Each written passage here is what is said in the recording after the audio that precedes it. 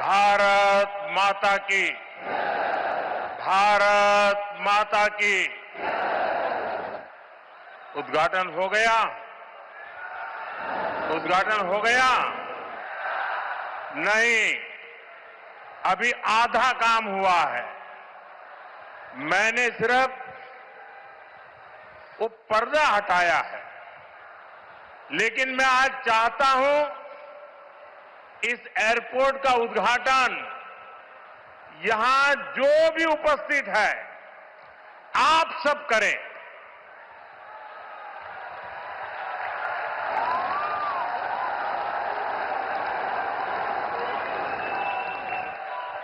और इसलिए आप अपना मोबाइल फोन निकालिए, अपने मोबाइल फोन का फ्लैश लाइट कीजिए और आप इसका उद्घाटन कर रहे हैं। आप दिया जला करके यहां उपस्थित हर व्यक्ति आज इस एयरपोर्ट का उद्घाटन कर रहा है। ये आपकी अमानत है, ये आपका भविष्य है, ये आपका पुरुषार्थ है और इसलिए उसका उद्घाटन भी आपके हाथों से हो रहा है। आप अपने भारत माता की जय बोल करके हाथ ऊपर करके फ्लैश लाइट पूरी तरह से दिखाइए। भारत माता की, भारत माता की, भारत माता की। बहुत बहुत धन्यवाद। अब उद्घाटन हो गया।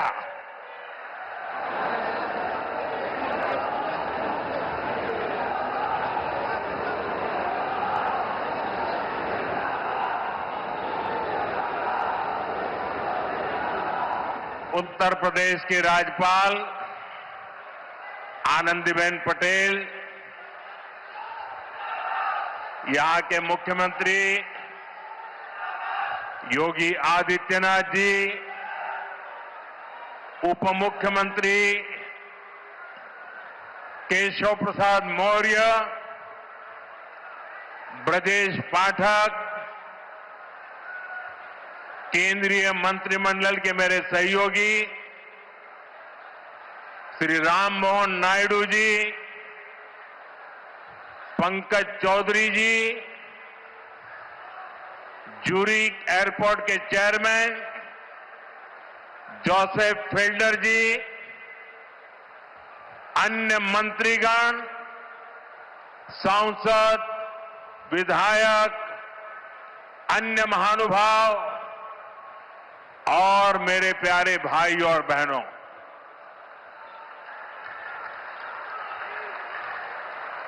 मैं देख रहा हूं आज जहां भी मेरी नजर पड़ रही है सारे युवा मुझे नजर आ रहे हैं।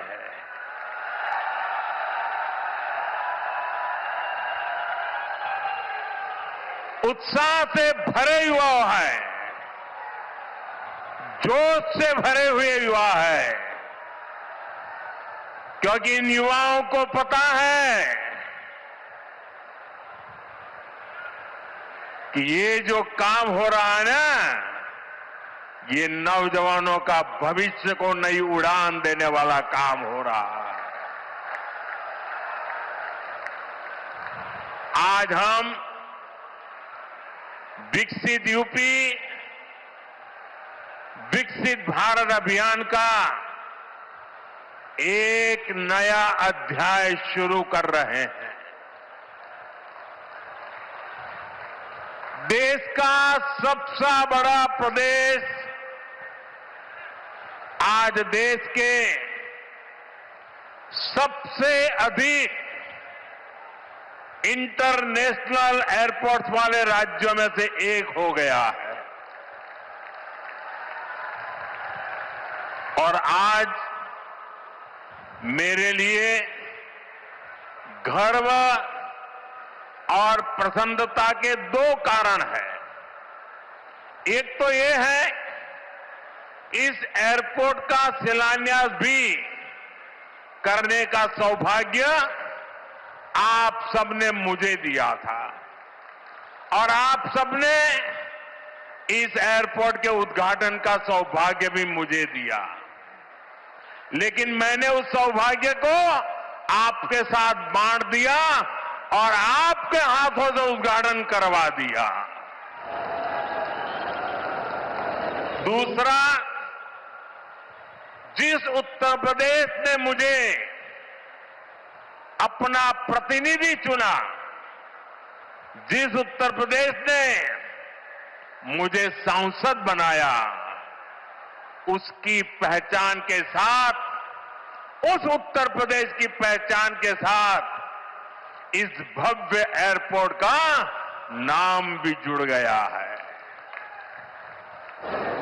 साथियों, नोएडा का ये एयरपोर्ट आगरा, मथुरा, अलीगढ़, गाजियाबाद, मेरठ, इटावा, बुलंदशहर, फरीदाबाद, इस पूरे क्षेत्र को बहुत बड़ा लाभ होने वाला है। हिंदुस्तान को और उत्तर प्रदेश को तो होना ही होना है। एयरपोर्ट पश्चिमी उत्तर प्रदेश के किसानों, छोटे और लघु उद्योगों, यहां के नौजवानों के लिए अनेक नए अवसर लेकर आने वाला है। यहां से दुनिया के लिए विमान तो उड़ेंगे ही, साथ ही ये विकसित उत्तर प्रदेश की उड़ान का भी प्रतीक बनेगा। मैं उत्तर प्रदेश को विशेष रूप से पश्चिम उत्तर प्रदेश की जनता को इस भव्य एयरपोर्ट के लिए बहुत बहुत बधाई देता हूं। साथियों, आज का ये कार्यक्रम भारत के नए मिजाज का प्रतीक है। आप सभी देख रहे हैं कि आज पूरा विश्व कितना चिंतित है। पश्चिम एशिया में 1 महीने से युद्ध चल रहा है। युद्ध की वजह से कई सारे देशों में खाने पीने के सामान, पेट्रोल, डीजल, गैस, खाद, ऐसी कई जरूरी चीजों का चारों तरफ संकट पैदा हो गया है। हर देश इस संकट का सामना करने के लिए कुछ न कुछ कोशिश कर रहा है, प्रयास कर रहा है। और हमारा भारत भी इस संकट का पूरी शक्ति से मुकाबला कर रहा है, देशवासियों की ताकत के भरोसे कर रहा है। भारत तो बहुत बड़ी मात्रा में कच्चा तेल और गैस, ये जहां युद्ध चल रहा है ना, इस युद्ध से प्रभावित इलाके से मंगाता है। इसलिए सरकार हर वो कदम उठा रही है जिससे सामान्य परिवारों पर, हमारे किसान भाई बहनों पर इस संकट का बोझ न पड़े। साथियों, संकट के इस समय में भी भारत ने अपने तेज विकास को निरंतर जारी रखा है। मैं सिर्फ पश्चिमी उत्तर प्रदेश की ही बात करूं तो पिछले कुछ सप्ताह में ही ये चौथा बड़ा प्रोजेक्ट है जिसका शिलान्यास या लोकार्पण हुआ है। इन कुछ ही सप्ताह में इस दौरान नोएडा में बहुत बड़ी सेमी कंडक्टर फैक्ट्री का शिलान्यास हुआ। इसी कालखंड में देश की पहली दिल्ली मेरठ नमो भारत ट्रेन ने गति पकड़ी। इसी कालखंड में मेरठ मेट्रो का विस्तार किया गया और इतने कम समय में आज नोएडा इंटरनेशनल एयरपोर्ट का आप सबके हाथों से उद्घाटन भी हो गया। साथियों, ये सारे प्रोजेक्ट्स यूपी के विकास के लिए डबल इंजन सरकार के प्रयासों का शानदार उदाहरण है। सेमीकंडक्टर फैक्ट्री भारत को टेक्नोलॉजी में आत्मनिर्भर बना रही है। मेरठ मेट्रो और नमो भारत रेल तेज और स्मार्ट कनेक्टिविटी दे रही है और ये हमारा जेवर एयरपोर्ट पूरे उत्तर भारत को दुनिया से जोड़ रहा है। और आपने अभी वीडियो में देखा, ये ऐसा एयरपोर्ट बन रहा है, हर 2 मिनट में एक जहाज उड़ेगा, हर 2 मिनट में एक जहाज उड़ेगा।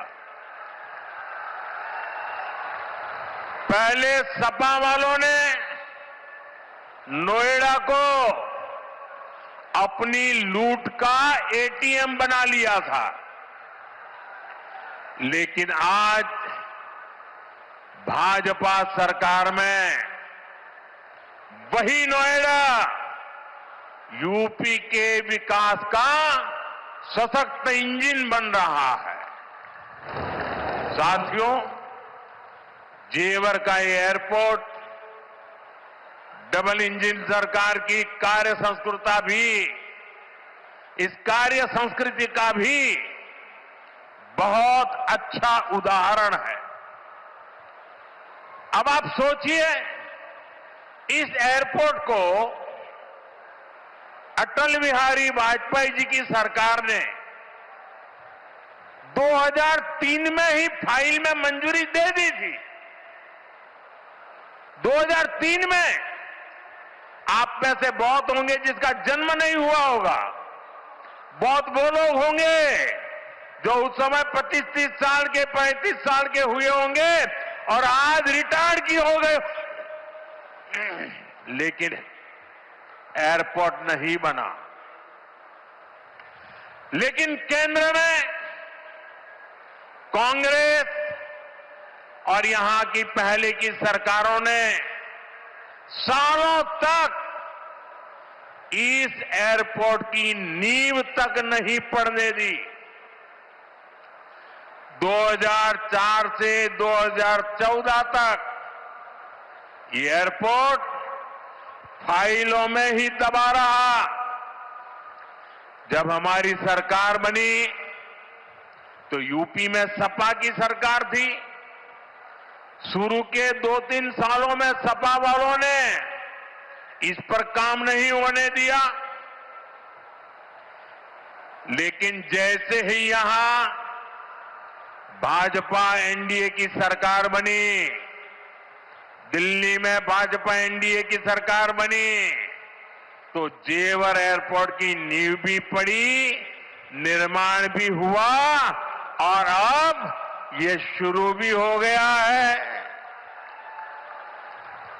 साथियों, एयरपोर्ट के अलावा ये क्षेत्र देश के 2 बड़े फ्रेट कॉरिडोर का भी हब बन रहा है। ये फ्रेट कॉरिडोर मालगाड़ियों के लिए बिछाई गई स्पेशल पटरियां हैं।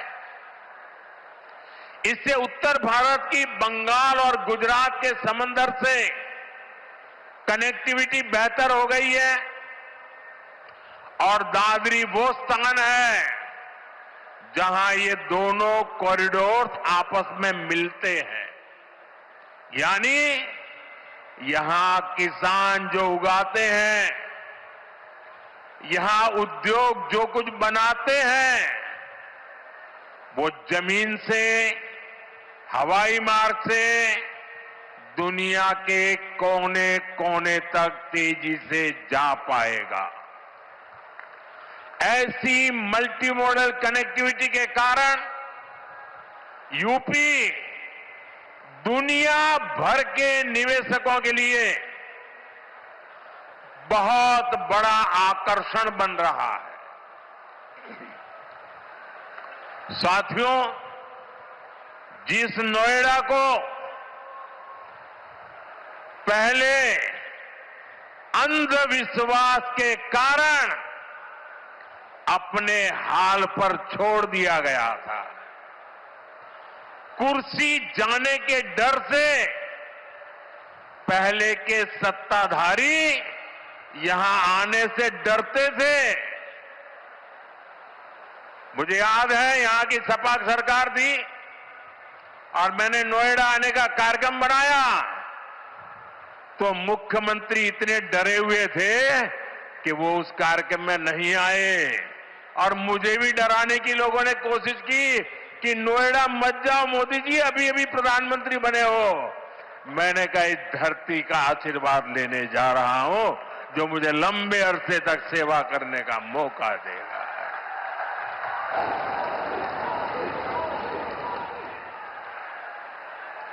अब वही इलाका पूरी दुनिया का स्वागत करने के लिए तैयार है।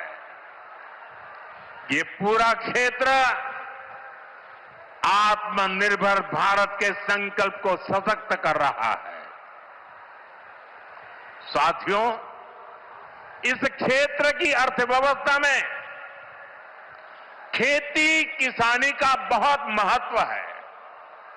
मैं आज उन मेरे किसान भाई बहनों का विशेष रूप से आभार व्यक्त करता हूं जिन्होंने इस प्रोजेक्ट को साकार करने के लिए अपनी जमीनें दी है।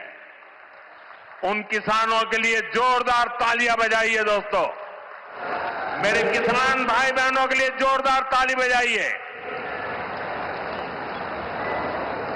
मेरे किसान भाई बहन, आपके इस योगदान से ही इस पूरे क्षेत्र में विकास का एक नया दौर शुरू होने जा रहा है। आधुनिक कनेक्टिविटी का जो विस्तार यहां हो रहा है, उससे पश्चिमी यूपी में फूड प्रोसेसिंग की संभावनाओं को और बल मिलेगा। अब यहां के कृषि उत्पाद दुनिया के बाजारों में और बेहतर तरीके से जा पाएंगे। साथियों, यहां मैं अपने किसान साथियों का एक और बात के लिए भी आभार व्यक्त करना चाहता हूं। आपके गन्ने से जो इथेनॉल बनाया गया है, उससे कच्चे तेल पर देश की निर्भरता कम हुई है। अगर इथेनॉल का उत्पादन न बढ़ता, पेट्रोल में उसकी ब्लेंडिंग न बढ़ती, तो देश को हर वर्ष 4.5 करोड़ बैरल 4.5 करोड़ बैरल यानी लगभग 700 करोड़ लीटर कच्चा तेल विदेशों से मंगवाना पड़ता। किसानों के परिश्रम ने देश को इस संकट के समय में इतनी बड़ी राहत दी है। साथियों, इथेनॉल से देश को तो फायदा हुआ ही है, किसानों को भी बहुत बड़ा लाभ हुआ है। इससे करीब 1.5 लाख करोड़ रुपए की विदेशी मुद्रा बची है। यानी इथेनॉल न बनाते तो ये पैसा विदेश जाना तय था। बीते वर्षों में इतना सारा पैसा देश के किसानों को मिला है, गन्ना किसानों को मिला है। साथियों, यहां के गन्ना किसानों ने तो पहले के वो दिन भी देखे हैं जब कई कई सालों तक गन्ने का बकाया लटका रहता था। लेकिन आज भाजपा की डबल इंजन सरकार के प्रयासों से गन्ना किसानों की स्थिति बेहतर हुई है। साथियों, किसी भी देश में एयरपोर्ट सिर्फ एक सामान्य सुविधा नहीं होता। ये एयरपोर्ट प्रगति को भी उड़ान देते हैं। साल 2014 से पहले देश में सिर्फ 74 एयरपोर्ट थे। आज 160 से अधिक एयरपोर्ट देश में है। अब महानगरों के अलावा देश के छोटे छोटे शहरों में भी हवाई कनेक्टिविटी पहुंच रही है। पहले जो सरकारें रही हैं, वे मानती थी कि हवाई यात्रा सिर्फ अमीरों के लिए ही होनी चाहिए। लेकिन भाजपा सरकार ने सामान्य भारतीयों के लिए हवाई यात्रा को आसान बना दिया। हमारी सरकार ने उत्तर प्रदेश में हवाई अड्डों के नेटवर्क का तेजी से विस्तार करते हुए उनकी संख्या बढ़ाकर 17 कर दी है। साथियों, भाजपा सरकार का निरंतर प्रयास रहा है कि एयरपोर्ट भी बने और किराया भाड़ा भी सामान्य परिवारों की पहुंच में रहे। इसलिए हमने उड़ान योजना शुरू की थी। इस स्कीम के कारण बीते कुछ सालों में 1,60,00,000 से अधिक देशवासियों ने उड़ान योजना से टिकट लेकर सस्ती दरों पर हवाई यात्रा की है। और मैं आपको एक और जानकारी देना चाहता हूं। हाल में ही केंद्र सरकार ने उड़ान योजना को और विस्तार दिया है। इसके लिए लगभग 29,000 करोड़ रुपए की स्वीकृति दी गई है। आने वाले वर्षों में इसके तहत छोटे छोटे शहरों में 100 नए एयरपोर्ट और 200 नए हेलीपैड बनाने की योजना है। यूपी को भी इससे बहुत अधिक लाभ होगा। साथियों, भारत का एविएशन सेक्टर बहुत तेजी से गति और विकास कर रहा है। जैसे जैसे भारत में नए नए एयरपोर्ट बन रहे हैं, वैसे वैसे नए हवाई जहाजों की जरूरत भी बढ़ती जा रही है। इसलिए देश की अलग अलग एयरलाइंस ने सैकड़ों नए जहाजों के ऑर्डर दिए हैं। ये जो नई सुविधाएं, नए जहाज आ रहे हैं, इनको उड़ान वाले और इसको उड़ाने वाले, इनमें सर्विस देने वाले, मेंटेनेंस से जुड़े, ऐसे हर काम के लिए बहुत बड़ी संख्या में वर्कफोर्स की जरूरत होगी। ये युवाओं के लिए बहुत बड़ा अवसर है। इसलिए हमारी सरकार एविएशन सेक्टर में ट्रेनिंग की सुविधाओं का भी विस्तार कर रही है। साथियों, आप जब अपनी कोई गाड़ी खरीदते हैं तो ये जरूर देखते हैं कि उस गाड़ी बनाने वाली कंपनी का सर्विसिंग सेंटर आसपास है या नहीं है। आप जानकर हैरान हो जाएंगे कि हमारे देश में हवाई जहाजों की सर्विसिंग यानी उनके मेंटेनेंस, रिपेयर एंड ओवरहॉल की पुख्ता व्यवस्था ही नहीं थी। भारत के 85 एयरपोर्ट 85% हवाई जहाजों को आज भी मेंटेनेंस, रिपेयर एंड ओवरहॉल यानी एमआरओ के लिए इस काम के लिए विदेश भेजना पड़ता है। इसलिए हमारी सरकार ने ठाना है कि एमआरओ सेक्टर में भी भारत को आत्मनिर्भर बनाएंगे। अब भारत में ही बहुत बड़े पैमाने पर एमआरओ सुविधाएं विकसित की जा रही है। आज यहां जेवर में भी एमआरओ सुविधा का शिलान्यास हुआ है। ये सुविधा जब तैयार हो जाएगी तो ये देश विदेश के विमानों को सेवा देगी। इससे देश को कमाई भी होगी, हमारा पैसा भी देश में ही रहेगा और युवाओं को अनेक रोजगार भी मिलेंगे। साथियों, आज हमारी सरकार की प्राथमिकता देश के नागरिकों की सुविधा है। देश के नागरिक का समय बचे और उसकी जेब पर ज्यादा बोझ भी न पड़े, ये हमारा लक्ष्य है।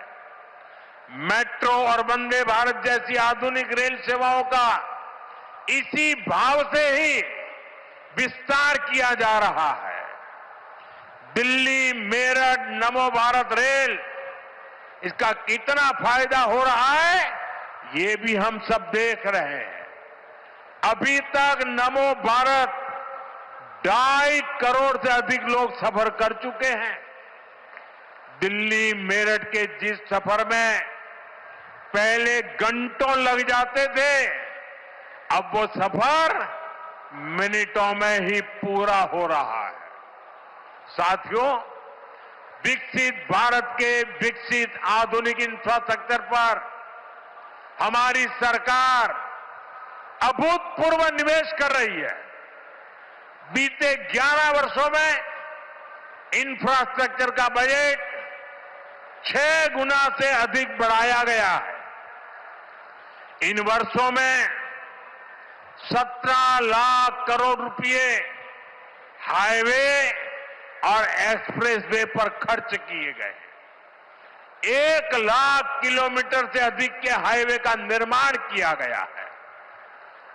2014 तक रेलवे में सिर्फ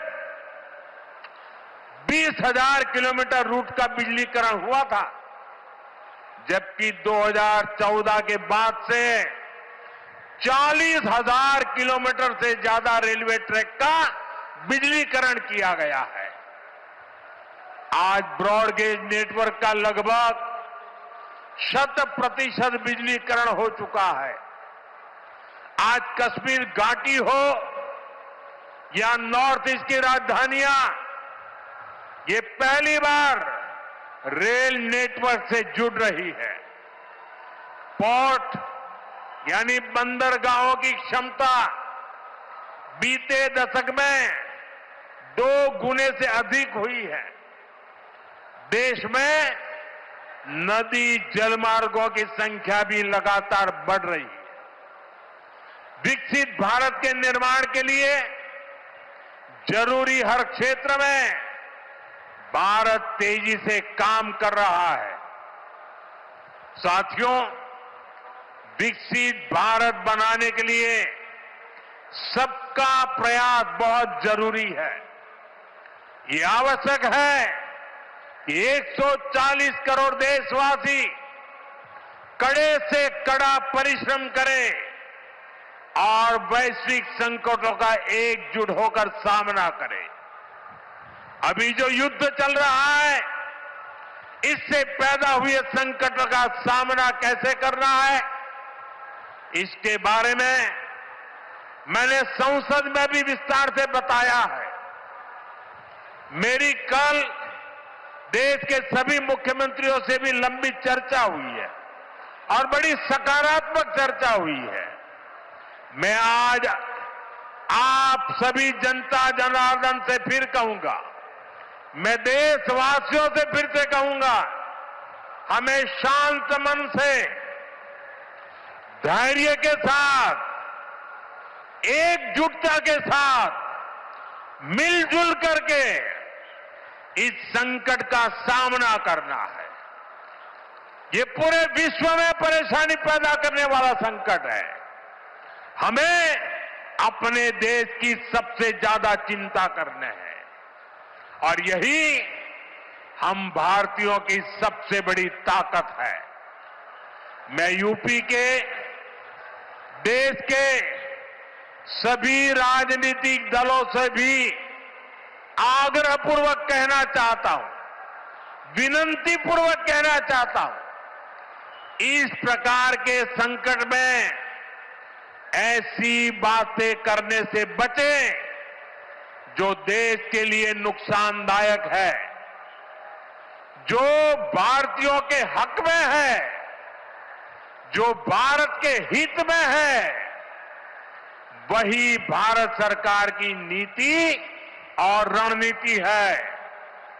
राजनीति के लिए गलत बयानबाजी करने वाले राजनीतिक बहस में तो कुछ नंबर पा लेंगे, लेकिन देश को नुकसान पहुंचाने वाली हरकतों को देश की जनता कभी माफ नहीं करती। कोरोना के महासंकट के दौरान भी कुछ लोगों ने अफवाहें फैलाई, वैक्सीन को लेकर झूठ बोले ताकि सरकार का काम मुश्किल हो, देश को नुकसान हो। परिणाम क्या हुआ? जनता ने चुनावों के दौरान ऐसी राजनीति को नकार दिया, ठुकरा दिया।